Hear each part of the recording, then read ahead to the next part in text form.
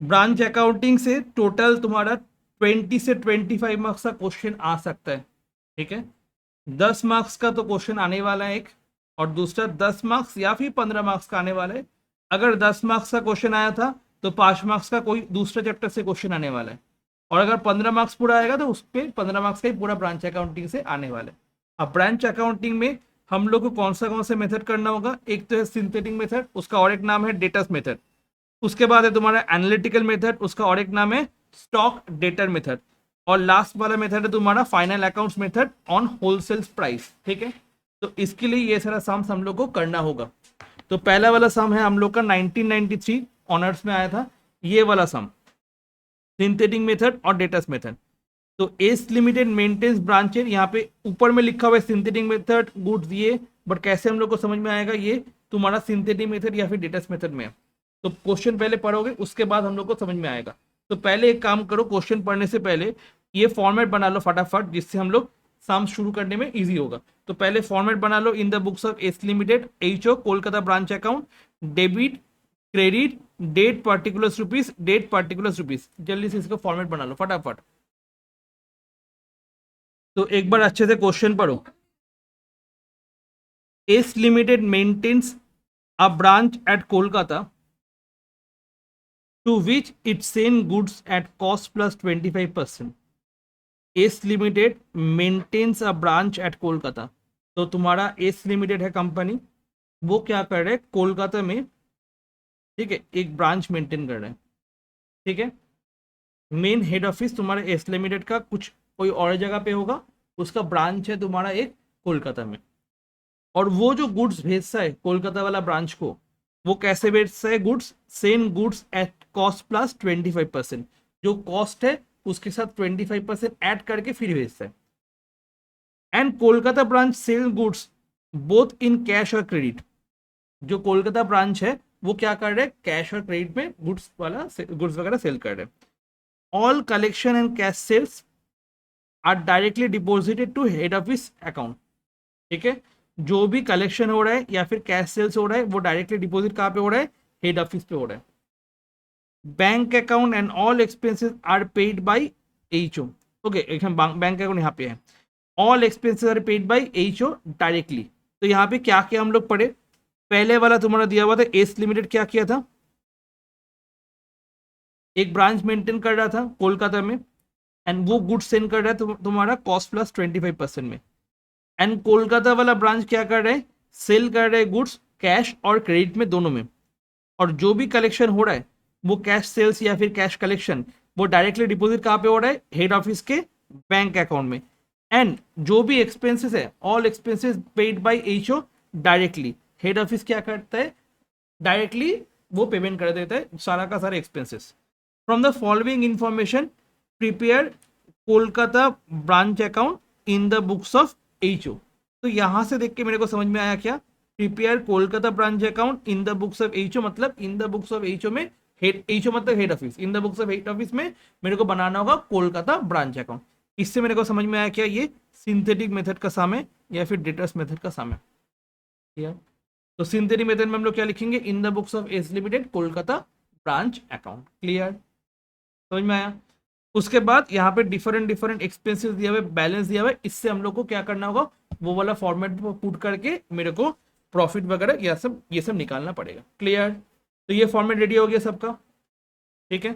तो first synthetic method में, datas method में हम लोग क्या करेंगे, यहाँ पे बैलेंस दिया हुआ है, क्या बैलेंस दिया हुआ है, बैलेंस 1417 में, ठीक है। ब्रांच स्टॉक का इनवॉइस दिया हुआ है तुम्हारा 30,000 का, और डेटास का, ब्रांच डेटास का बैलेंस दिया हुआ है तुम्हारा 40,000 का। क्लियर, स्टॉक का दिया हुआ है 30,000 एंड डेटास का बैलेंस दिया हुआ है 40,000। तो ये बैलेंस है, ये दोनों बैलेंस तुम्हारा स्टॉक एंड डेटास दोनों ही एसेट होता है, एंड दोनों बैलेंस क्या होता है, डेबिट बैलेंस होता है। तो डेबिट बैलेंस कहाँ पे आ जाएगा, debit side of the branch account, Kolkata branch account के डेबिट साइड में हम लोग पोस्ट कर देंगे 1417 को टू बैलेंस बीडी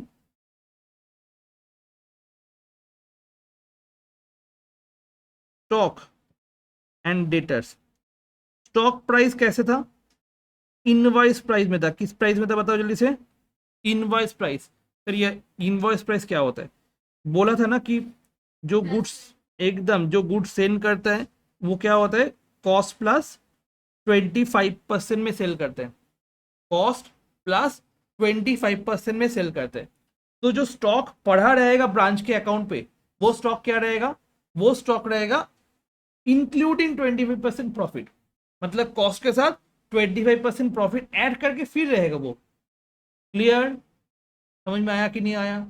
तो मैं अगर 25% प्रॉफिट ऐड करके स्टॉक वाला रखूं तो प्रॉफिट तो ऑलरेडी बढ़ गया, तो मेरे को स्टॉक वाला प्रॉफिट को माइनस करना होगा।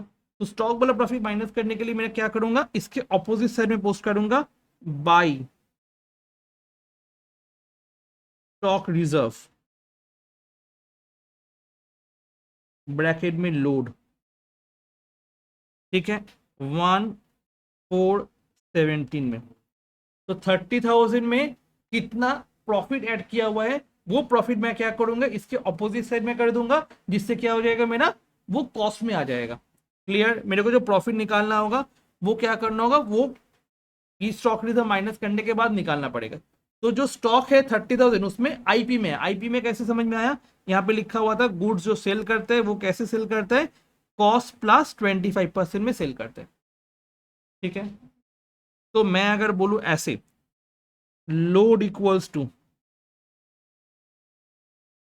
25/100 ऑन कॉस्ट। क्लियर? तो लोड फिर कितना होगा, कॉस्ट कितना होगा, तो आईपी कितना होगा, आईपी का और एक नाम क्या है, sale price, sale price for the H O. But वो सेल नहीं करके वो क्या बोलेगा, इनवॉइस प्राइस, इनवॉइस कितना भेजा है, इनवॉइस प्राइस में कितना भेजा है। क्लियर? तो इसका फॉर्मूला क्या हो जाएगा, ये 30,000 आईपी में है। ठीक है, तो 30,000 डिवाइड बाई 125 मल्टीप्लाइड बाई 25, ये क्या किया, लोड माइनस हो गया। क्लियर हुआ कि नहीं हुआ? 30,000 125 में, तो 25 में क्या हो जाएगा, मल्टीप्लाई करेंगे तो 25 वाला चीज मिल जाएगा। कितना आने वाला लोड, 6,000। तो गुड्स अगर आईपी में है उसका लोड कहां पे आ जाएगा, गुड्स अगर आईपी में उसका लोड कहां पे आ जाएगा, इस साइड में आ जाएगा। क्लियर हुआ कि नहीं हुआ? अब यहां पे ड्यूरिंग द ईयर ये सारा ट्रांजेक्शन हुआ है। ठीक है, ड्यूरिंग द ईयर ये सारा ट्रांजेक्शन हुआ है, तो ये सारा ट्रांजेक्शन को हम लोग को पोस्ट करना होगा। तो यहाँ पे 1417 में बैलेंस पोस्ट कर दिया, और इस बीच में ये सारा ट्रांजेक्शन हुआ। हम लोग लिखेंगे कितना, कौन सा ट्रांजेक्शन हुआ, यहाँ पे लिखोगे 31 मार्च 18, इस साइड में भी लिख दोगे 31 मार्च 18। ठीक है, 31 मार्च 18, 31 मार्च 18। पहला वाला क्या दिया हुआ है, गुड्स सेंड टू ब्रांच। क्या किया है, ब्रांच को गुड्स सेंड किया। कौन सेंड किया गुड्स, एचओ। तो एचओ जब गुड्स सेंड करता है ब्रांच को, तो ब्रांच के पास वो गुड्स आ रहा है, हम लोग परचेज कहाँ पे लिखते थे, डेबिट साइड में। वैसे उसके पास जब आ रहा है वो उसके लिए परचेज हुआ। ठीक है, तो कितना है, 1,40,000। ये 1,40,000 किस प्राइस में, कॉस्ट प्राइस में या आईपी में? मैं इसका कॉस्ट को आईपी में कन्वर्ट करके फिर आईपी वाला लोड बाहर में लिखूंगा, क्योंकि सारा चीज मेरा लोड पे आईपी में होने वाला है। तो अगर यहाँ पे कॉस्ट प्राइस में है, उस कॉस्ट को क्या करोगे, लोड के साथ भेजोगे। क्यों बोला था, जब भी एस लिमिटेड मतलब एचओ ब्रांच को भेजता है, वो कैसे भेजता है, सेम गुड्स कॉस्ट प्लस 25% में भेजता है। तो ये कॉस्ट प्लस हुआ, कॉस्ट के साथ 25% ऐड करके फिर तुम भेजोगे गुड्स को। तो जो गुड्स पहुंचेगा ब्रांच के पास, वो कैसे पहुंचेगा, including load, cost including load, that is IP में।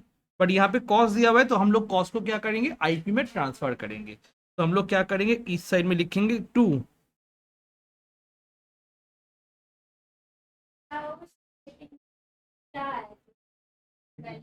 बोल रहे to goods send to branch, goods send to branch किस प्राइस में भेज रहे हैं बताओ, किस प्राइस में भेज रहे हैं वो, 1,40,000 कॉस्ट प्लस 25%। तो मैं यहाँ पे बोल सकता हूँ 1,40,000 कॉस्ट है, उसके साथ प्लस 25% कर दो, एक बार में आ जाएगा एकदम एकदम 1,75,000। और जैसे आयुषी बोली 1,40,000 डिवाइड बाई 100 इंटू 125, एक ही बात है। 1,40,000 कॉस्ट था, कॉस्ट से डिवाइड कर दिए, 125 से मल्टीप्लाई कर दिए, ठीक है। या फिर 25% ऐड कर दो, बिकॉज कॉस्ट है उसके साथ प्रॉफिट ऐड कर दो, हो गया। मेरे को बता लोड कितना है फिर, एक्चुअल कॉस्ट कितना था 1,40,000, भेजा कितने में 1,75,000 में। वेरी गुड, तो लोड क्या हो जाएगा, ऑपोजिट साइड में आ जाएगा, by goods send to branch.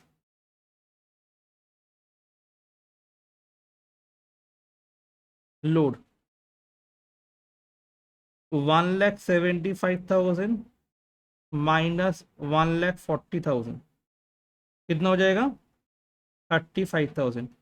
और हम लोग जो फॉर्मूला यूज करते हैं कैसे, 1,75,000 फॉर 125, तो 25 के लिए कितना होने वाला है। क्लियर हुआ कि नहीं हुआ, क्लियर हुआ कि नहीं हुआ, जल्दी से बता दो एक बार। इसका भी जो लोड है मैं इस साइड से यहाँ पे लिखे आया।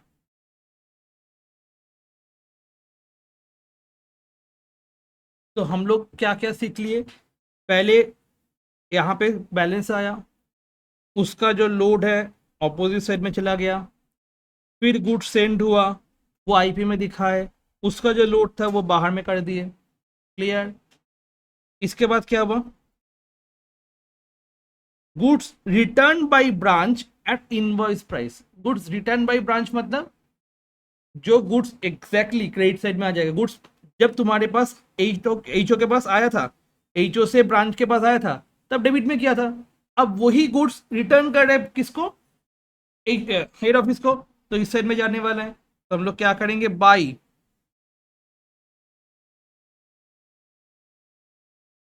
Goods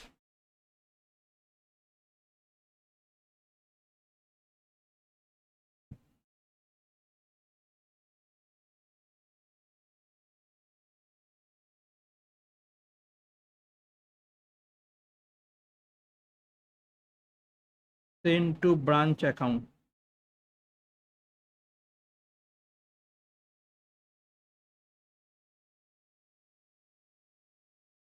return by branch at IP, आने वाला है तुम्हारा 10,000।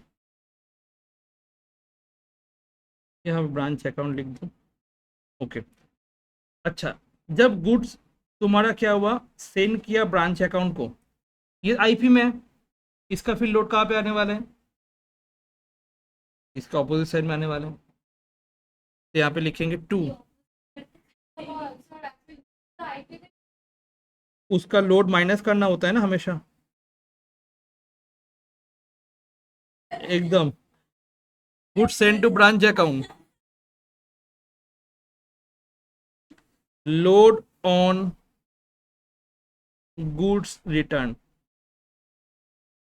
हमेशा मेरे को क्या करना होगा, आईपी में दिखाना होगा, आईपी में अमाउंट दिखाना होगा, उसका लोड ऑपोजिट साइड में लिख देना होगा, जिससे वो आईपी लोड दोनों दिखाना होगा। आईपी अगर डेबिट साइड में आया उसका लोड क्रेडिट साइड में चला जाएगा, आईपी अगर क्रेडिट साइड में है उसका लोड डेबिट साइड में आ जाएगा, ठीक है। और आईपी और लोड माइनस करके अल्टीमेटली वो कॉस्ट में चला जाता है, ठीक है। बट हम लोग को दिखाना पड़ेगा ऐसे ही करके। तो कितना लोड यहाँ पे 10,000 का मैं गुड्स भेजा हूं, इंटू 25/125, जो कि तुम्हारा हो जाएगा 2,000। तो इसका जो लोड हुआ इस साइड में आ गया।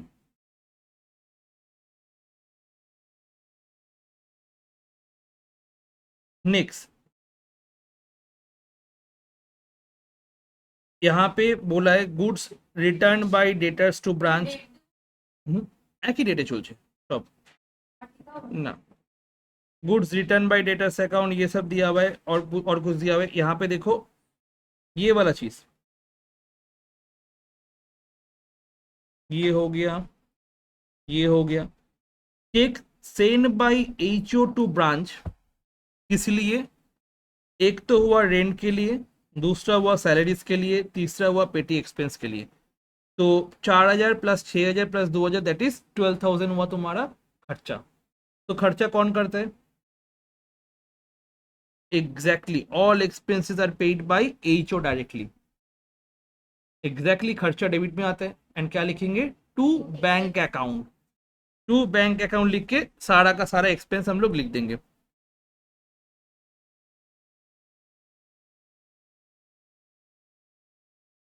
टू बैंक अकाउंट, सारा का सारा एक्सपेंस लिख देंगे। एग्जैक्टली, रेंट, सैलरीज, पेटी एक्सपेंसेस, छोटा छोटा छोटा छोटा जो एक्सपेंस होता है, 9,000, 2,000, टोटल 12,000 का खर्चा यहाँ पे लिख देंगे। इसके बाद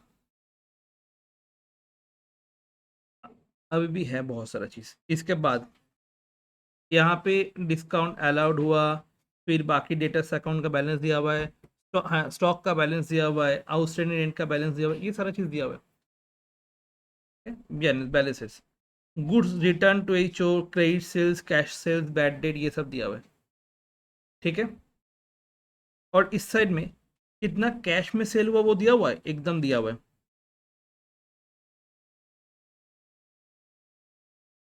और यहाँ पे जब तुम्हारा डेटर्स का बैलेंस दिया हुआ है, ठीक है, दैट मीन्स डेटर्स से क्या होने वाला है, डेटर्स को क्रेडिट में सेल भी किया गया है, उसके बाद उसका रिटर्न भी आया हुआ है ना, रिटर्न भी आया हुआ है उसका, फिर बैड डेट भी हुआ था उसमें, फिर डिस्काउंट भी दिया था उसमें, है ना। तो ये सारा चीज़ क्या हो जाएगा?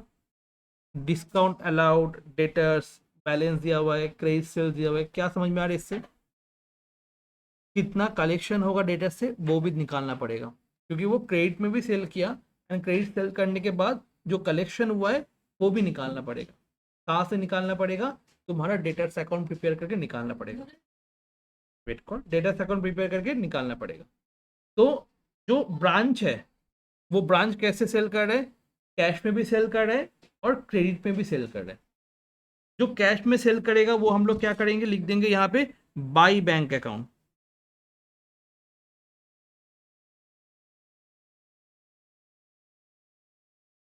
Remittance from branch,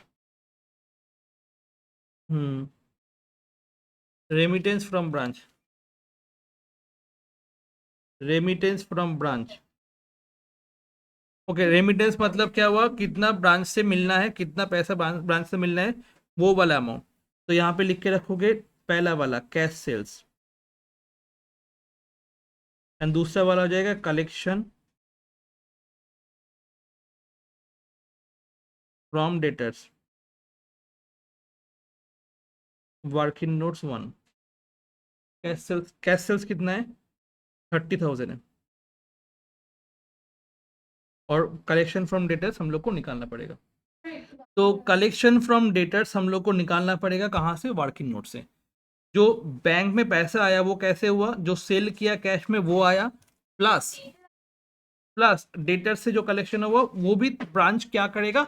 head office को सेंड करने वाला है। ठीक है। तो हम लोग क्या बनाना होगा? Memorandum branch debtors, memorandum branch debtors account. तो कलेक्शन फ्रॉम डेटर्स के लिए हम लोग क्या बनाएंगे? डेटर्स अकाउंट बनाएंगे, जहां से मेरे को क्या मिल जाएगा? कलेक्शन फ्रॉम डेटर्स मिल जाएगा। ठीक है, एग्जैक्टली हो जाएगा। तो यहाँ पे ब्रांच डेटर्स अकाउंट या फिर memorandum branch debtor account. Debtors का बैलेंस पहले वाला था, टू बैलेंस BD लिखने वाले हम लोग। टू बैलेंस BD लिखने वाले हम लोग। तुम्हारे डेटर्स का बैलेंस कितना था टू बैलेंस BD में? 40,000। एक बार मोबाइल से ये देखो, ये अभी नहीं, बाई बैलेंस CD। डेटर्स का क्लोजिंग बैलेंस कितना था? 45,000। डेटर्स का क्लोजिंग बैलेंस कितना था? 45,000। जब क्रेडिट पे सेल होता है तो हम लोग क्या करते हैं? टू साइड में बैठाते हैं, ये और नो? टू क्रेडिट सेल्स, जब बैड डेट होता है तब हम लोग क्या करते हैं, बाई बैड डेट करते हैं।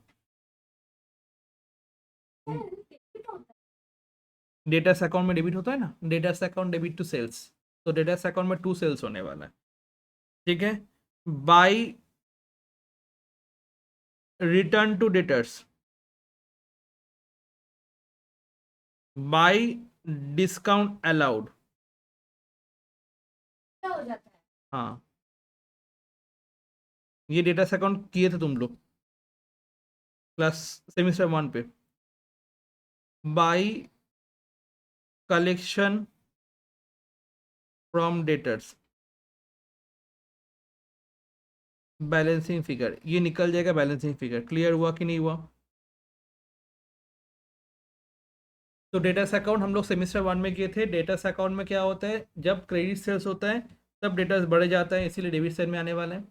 और बैड डेट हुआ मतलब डेटास कम हो गया, रिटर्न किए डेटास कम हो गया, डिस्काउंट दिए डेटास कम हो गया, एंड पैसा मिल गया डेटास कम हो गया, एंड अल्टीमेटली ये बैलेंसिंग फिगर जो निकलेगा वही तुम्हारा सेल आ जाएगा वहाँ पे। क्लियर? तो हम लोग का बैलेंस क्या क्या दिया हुआ है देखो एक बार यहाँ पे।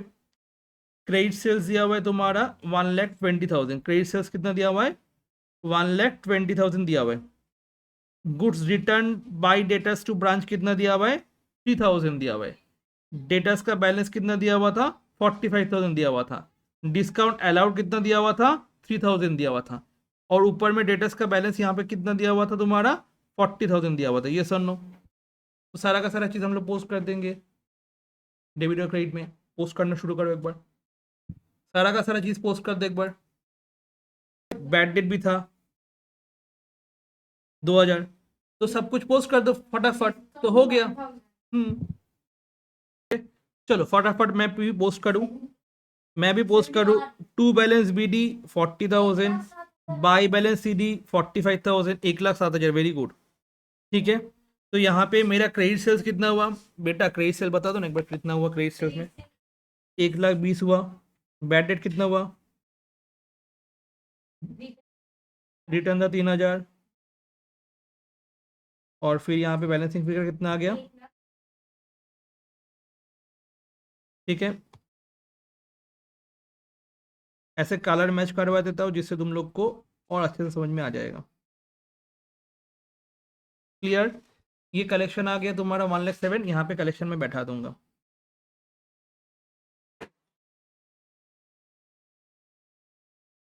एंड टोटल कलेक्शन कितना हो गया तुम्हारा? हो गया टोटल 1,37,000। ठीक है, 1,37,000। हाँ, इसके बाद बैलेंस बैठा देंगे बाई बैलेंस सी डी। दो था बैलेंस, एक था डेटर्स का एंड दूसरा बैलेंस किसका था? स्टॉक का। एंड स्टॉक किस प्राइस में था? आईपी में था। ये सुन लो, एक डेटर्स का बैलेंस था, दूसरा स्टॉक का बैलेंस था ना। कितना कितना बैलेंस था? डेटर्स का बैलेंस था 45,000 एंड स्टॉक का बैलेंस था 40,000। डेटर्स का बैलेंस था 45,000 एंड स्टॉक का बैलेंस था 40,000। अगर स्टॉक आईपी में है, इसका लोड कौन सा साइड में आने वाला है? डेबिट साइड में। ये तो सीख गए तुम लोग। टू कॉस्ट दिले कॉस्टली থাকবে। अगर स्टॉक आईपी में रहता है या फिर लिखा रहता है गुड्स सेंड कर रहा है after adding 25% on cost, that means सारा साम आईपी में करना होगा। अगर वो लाइन नहीं लिखा रहता तो सारा चीज कॉस्ट में करना होगा। बट देगा, बट देगा ही नहीं ऐसा क्वेश्चन, हमेशा आईपी में देगा। ठीक है, तो टू स्टॉक रिजर्व ब्रैकेट में लोड 40,000 इंटू 25/125 कितना आने वाला है? 8,000 आने वाला है। ओके, 8,000 आने वाले स्टॉक। क्लियर? उसके बाद एक और बैलेंस था,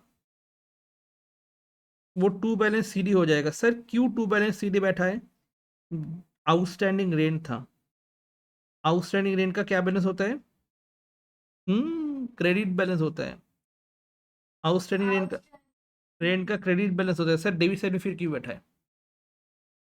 यही बैलेंस तो नेक्स्ट साल में इस साइड में चला जाता है ना। तो अल्टीमेटली आउटस्टैंडिंग क्या हुआ, क्रेडिट बैलेंस ही हुआ ना।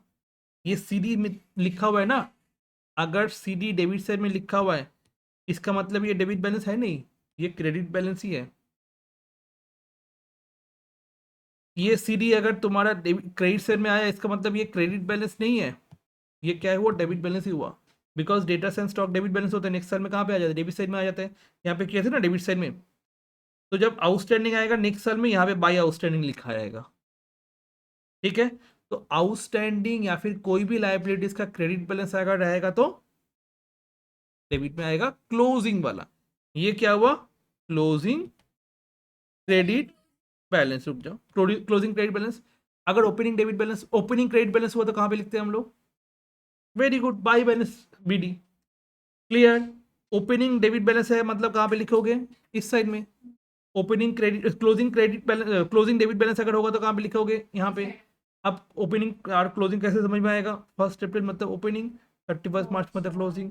31 मार्च में debtor stock and outstanding date दिया हुआ है, तो ये वाला कौन सा बैलेंस हुआ, क्लोजिंग बैलेंस हुआ। एंड क्लोजिंग बैलेंस कहाँ पे आ गया, टू साइड में, to balance c d outstanding debt. और यहाँ पे लिख लोगे ultimately to general PL account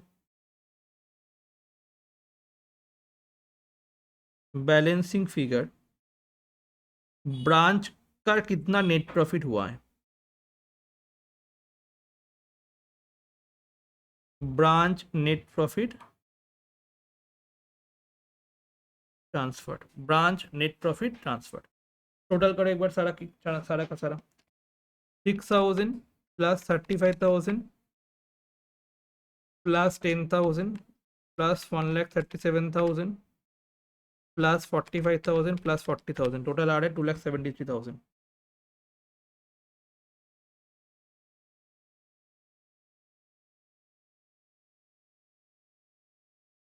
total कितना आ रहा है, 2,73,000। इसके बाद माइनस करो, -30,000 -40,000 -1,75,000 -2,000 -12,000 -8,000।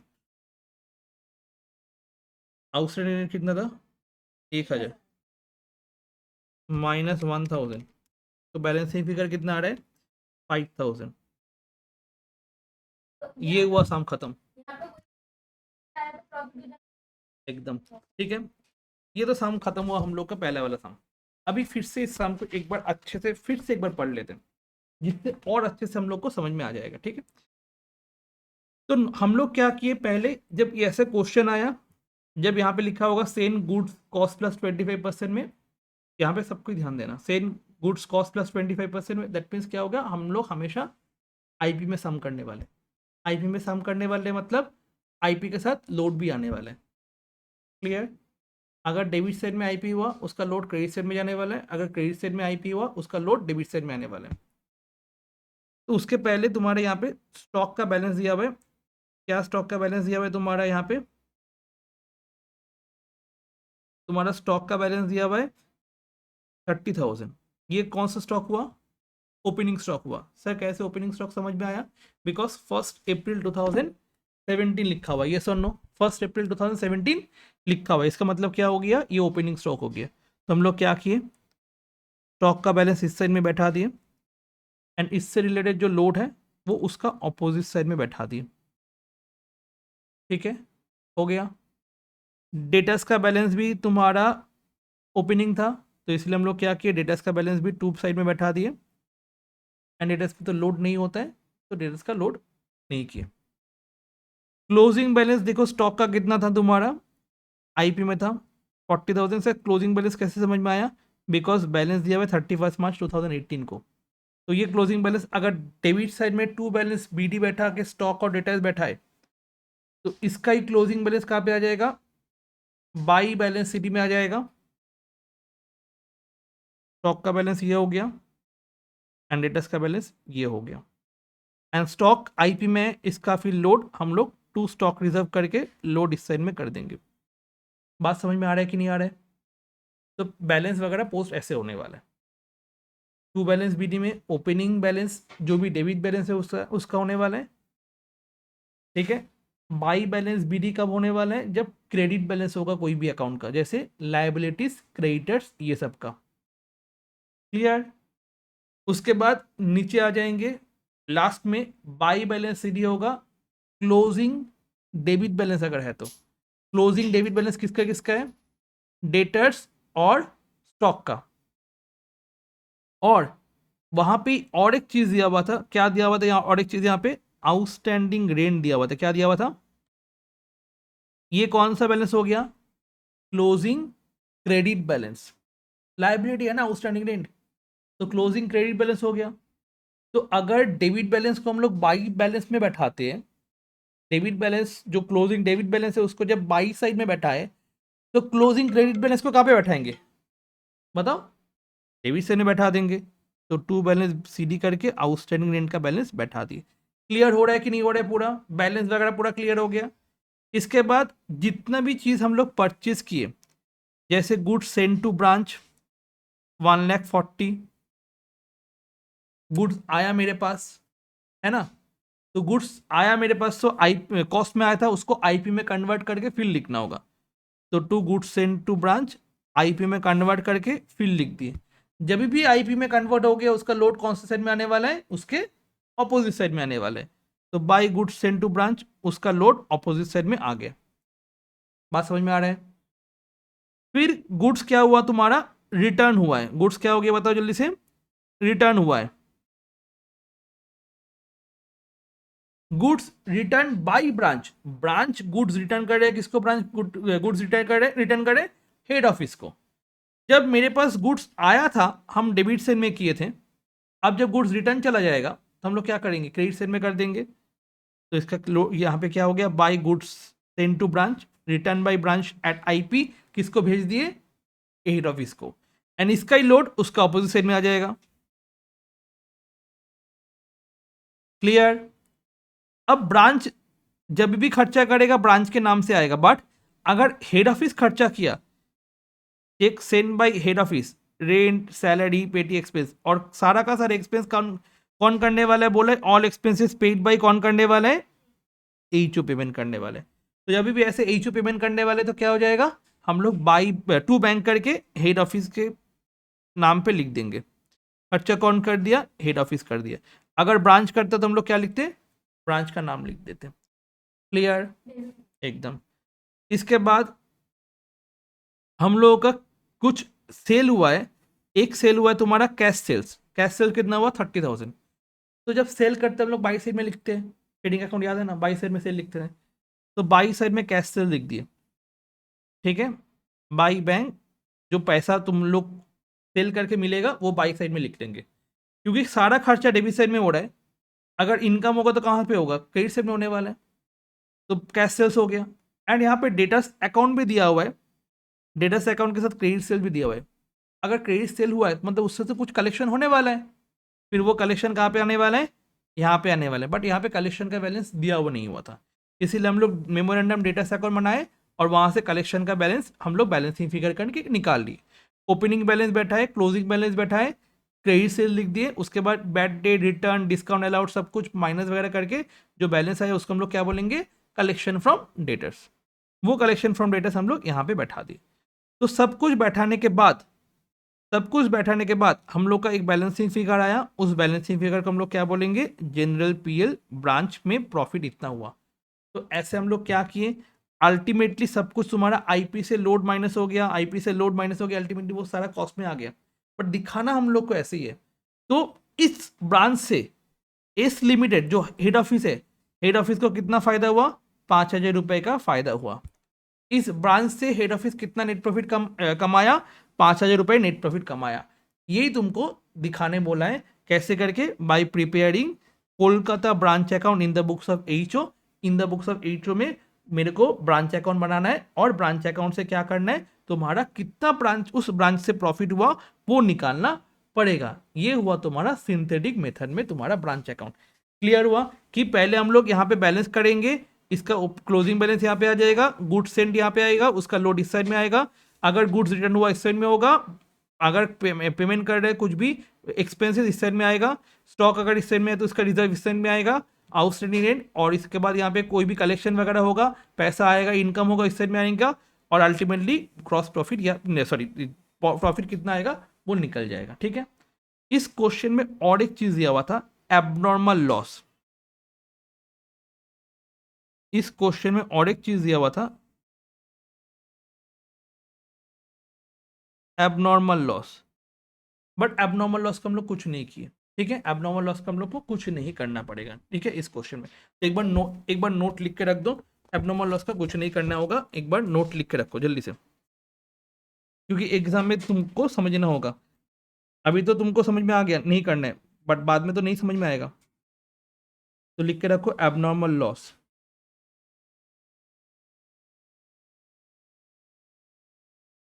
No explicit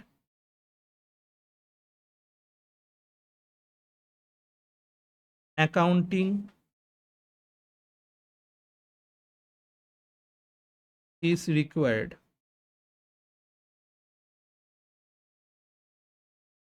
to be done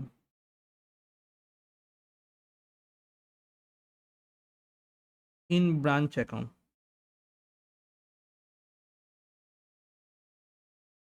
for abnormal loss. Full stop. Moreover,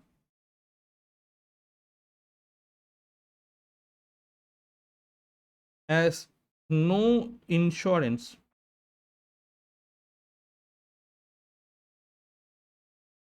proceeds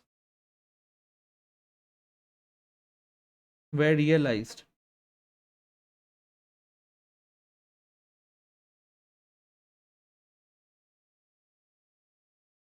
there will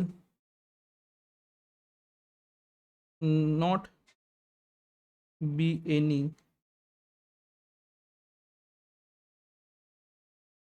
accounting in respect of such abnormal loss of goods. Ultimately, क्या हो रहा है? No treatment.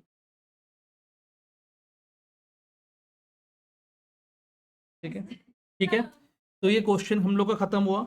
इसका वीडियो मैं तो यूट्यूब में डालने ही वाला हूँ। ठीक है, प्लस ऐप में भी आ जाएगा, ऐप से डायरेक्ट तुम लोग देख लेना। ठीक है।